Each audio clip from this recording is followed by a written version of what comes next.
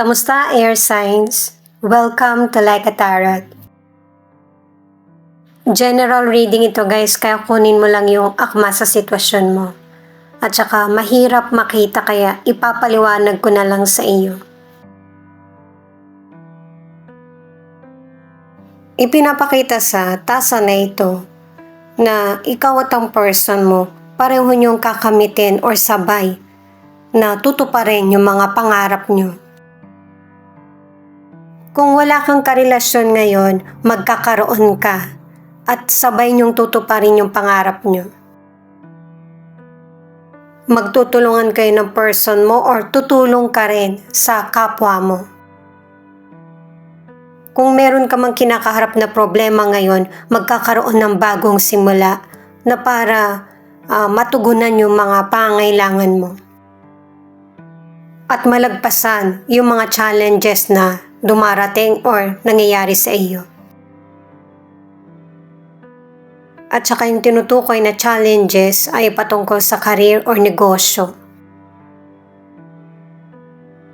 At saka kung ano man yung goal na gusto mo makamit ay ipagpatuloy mo kasi ma-achieve mo yung sinet mo na goal sa buhay. At saka meron kang mga taong kinakausap na kailangan mong pakinggan kung ano yung panig or opinion. Meron kasing person na mapagbibintangan sa sitwasyon na hindi naman niya ginawa at saka wala siya dun. At ito yung magiging dahilan para magkaroon ng challenge or delay sa situation mo. Nagkakaroon ng turuan sa situation kaya naguguluhan ka tuloy kung sino yung dapat mong paniwalaan. Maging mapanuri, huwag agad magdesisyon kasi merong person na nagtatago sa totoong kulay. At saka dumarami yung obligasyon mo ba sa karir mo o negosyo kaya isipin mo rin yung oras para sa sarili mo. Para ma-overcome mo yung mga negative energies at yung positive energy ang i-apply mo sa trabaho or career or kahit sa relasyon mo. Merong ding person na minamaltrato. Ito yung isa sa hadlang na nangyayaring hindi maganda sa sitwasyon ng ilang air signs. Pero matatakasan mo itong malupit na person na ito. Ayan guys, nilapit ko na. At saka hanggat maaari, kung ano yung napagdesisyonan mo at saka nangyari sa iyo sa person na ito, huwag mo na siyang pagbigyan. Babalik kasi ulit sa dati na pang-aabuso. At magsasuffer ka ulit. Magkakaroon ka ng problema sa kalusugan mo. At saka sikapin na maging mature at i-apply yung pagiging mature sa situation. May mga person, pwedeng family member or kaibigan mo na kinakamusta ka pero hindi mo sinasabi yung totoong feelings mo or situation. Pero darating din yung time na sasabihin mo rin yung totoong sitwasyon mo at ito na yung simula na para makabangon ka muli. May mga magandang pagkakataon na darating sa'yo at magsiset ka na ng boundaries, yung limitasyon ba sa mga bagay na kaya mo lang at hindi. Tama yung nasa isip mo na maging mapanuri ka sa sitwasyon na nangyayari sa iyo. At saka hanggat maaari kahit na napakatotoo mong person, huwag mong sabihin kung ano man yung nalalaman mo sa iba. Maliban na lang kung hindi makatarungan yung ginagawa ng ibang tao dun sa person. Para ba hindi ka ma-involve sa sitwasyon ng ibang tao. Alamin natin kung ano yung advice ng mystical card sa iyo. Mamaya, aalamin natin kung ano yung situation mo, yung situation ng person mo, at saka kung ano yung magiging outcome.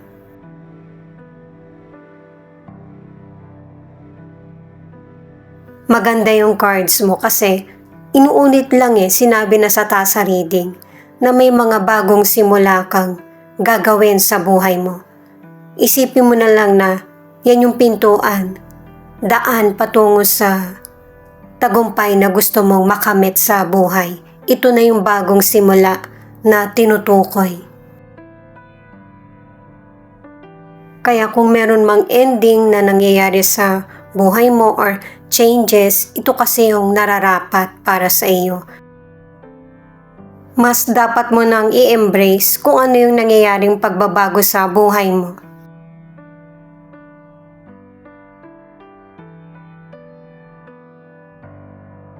Ayan, maganda na ito guys kasi nasimulan mo na yung bagong journey. Kung dito sa unang card ay nakatingin ka pa lang sa pinto, andito ka no. Natahak mo na yung tamang landas ng buhay mo. At mas inuuna mo na yung pagpapahalaga sa sarili or self-love. At saka ano man yung nangyaring sitwasyon sa buhay mo, hindi mo sinisisi yung ibang tao. Nagdedesisyon ka na lang na para makaiwas sa mga taong alam mong wala ka nang magagawa sa maling trato na ginawa sa iyo. Mas sinisimulan mo na mag-focus sa growth at saka improvement sa buhay. Paalala para sa mga bagong viewers na ang reading na ito ay timeless reading. General reading at guide po lamang kaya hindi po magre-resonate sa lahat. Kunin mo lang yung akma sa sitwasyon mo. At kung kailan mo ito napanood, yun ang start ng 1 week reading para sa iyo. Ikaw na bahala magpalit kung si person mo ito o ikaw. Unahin muna natin yung cards mo.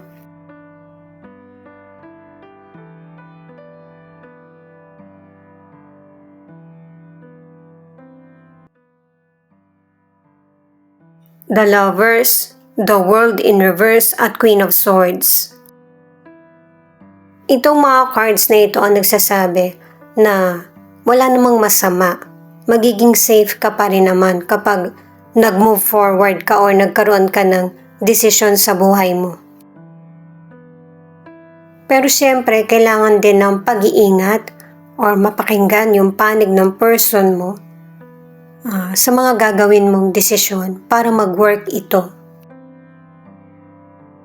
At saka yung success mo sa buhay ay tuloy-tuloy. Once na huminto ka, ito yung magiging dahilan para magkaroon ulit ng delay sa buhay mo. Kailangan mo kasing i-maintain yung tagumpay na nakakamit mo sa buhay kung nangyayari na ito or makakamit mo pa lang. Sa career or negosyo, kailangan ng teamwork para mababalanse mo yung mga dumarating na hadlang. Maging professional sa tinatahak mong landas sa career o negosyo. Pahalagahan yung prinsipyo, maging honest para ma-achieve mo yung career goals mo. Para sa ilang single, magkaroon ka ng desisyon na simulan mo ng i-open yung puso mo para sa iba. Pero hindi mo naman kasalanan kung bakit may mga past issues na gumugulo pa rin sa isip mo. Kailangan na ng closure para dumating na yung person na magpapasaya sa iyo. Sa mga nasa relationship, yung person mo, may kailangan kayong pag-usapan na patungkol sa future nyo. Nakikita mo sa person mo at nararamdaman mo na loving na partner siya, pero ang tingin mo may kulang sa relasyon nyo or may hadlang.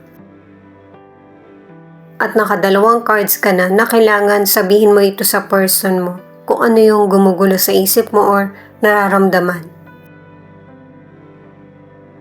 Kung ano yung kailangan or pagbabago na dapat mangyari sa relasyon nyo.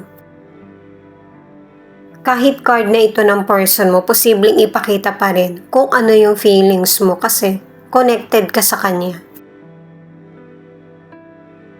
The High Priestess, 8 of Wands at 2 of Swords. Sa cards na ito, ipinapakita na merong sekreto yung person mo. Tinutukoy din niya na LDR ang connection niyo ng person na ito at binabalanse niya kung ano yung kailangan or kakulangan sa buhay niya. Nasa kanya na yung tagumpay na ibigay na yung gusto niyang kasagutan sa mga problema niya. May mga desisyon na kailangan siyang gawin na ayaw niyang ma-involve or pag-usapan ito. Na siya lang din naman ang magiging sagot kung haharapin niya ito. Sa financial, sa pag-i-invest, mas pakinggan mo yung kutob mo. Dalawang cards na ang nagsasabi niyan at saka kung gusto mo talagang mag-invest or palaguin yung financial mo, kailangan ng tamang mindset at tamang proseso para magkaroon ka ng long-term na financial success. Kung meron ka mang problema sa financial, harapin mo ito para ma-manage mo ng tama kung ano ba yung mga dapat mong pagkagastusan. Para hindi ka makaramdam ng kagipitan. Sa mga cards ng person mo, sa relationship nyo, ang nakikita niya sa iyo, ikaw yung nagdadala sa relasyon nyo. Satisfied siya sa relationship nyo at saka namimiss ka niya. At kung nagkaroon man ng problema ang ilan sa inyo sa relationship, ay gusto ng person mo na magkaayos kayo muli. At saka yung person mo, may mga sitwasyon o pag-aaway kayo na hindi kanya maintindihan. Kailangan niya ring sabihin yung saloobin niya para tamang direksyon yung tinatahak nyo sa relationship nyo. Para sa ilang single, hindi naman masama kung sino yung mauna sa inyo na umamin na pareho niyong gusto yung isa't isa. At saka ready na rin naman yung person na umamin sa feelings niya. Timing na lang. At ang paalala ng cards, walang madaling relasyon, lalo na sa mga magsisimula pa lang. The Sun, Ace of Swords at 10 of Swords. Yung outcome ng relationship mo or connection sa kapwa ay magkakaroon ng clarity. Matatapos na rin kung ano man yung mga naging hidwaan or yung mga naantalang problema, magkakaroon na ng solusyon at hanggang doon na lang yun. Malalagpasan mo lahat ng mga dumarating na problema sa iyo, sa karir mo man, sa negosyo, sa financial o kaya sa relasyon. Kasi wala namang tanong na walang kasagutan kung hindi mo man makamit yung kasagutan ngayon in the future. Sa kalusugan, healthy ka at saka nasi-share mo din yung positive energy mo sa kapwa. At saka paalala din ito ng mga cards na ito na yung tamang panahon na para mag-quit ka na sa mga unhealthy habits. Para makaiwas ka sa ilang diseases, yung chronic disease o kaya severe pain.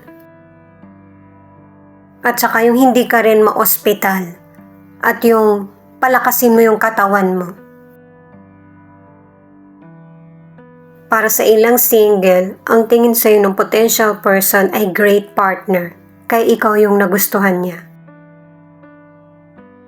Komportable kasi yung potential person kapag ikaw yung kasama at saka marami kayong magiging mapagkakasundoan. Pero itong potential person or maybe ikaw, takot masaktan.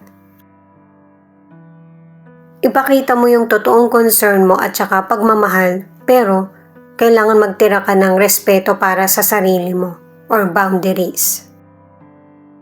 Para pareho kayong hindi mahirapan. Ito naman yung final card. Itong final card na Nine of Wands ang nagsasabi, pangalawang warning na ito sa iyo na huwag kang pa-involve sa sitwasyon na hindi naman ikaw yung kasangkot. At saka merong ilan sa inyo na hindi pa rin nasusolusyonan yung problems, pero maging maingat ka pa din na para maprotektahan mo yung sarili mo at para malagpasan mo kung ano man yung mga future problems na darating sa iyo.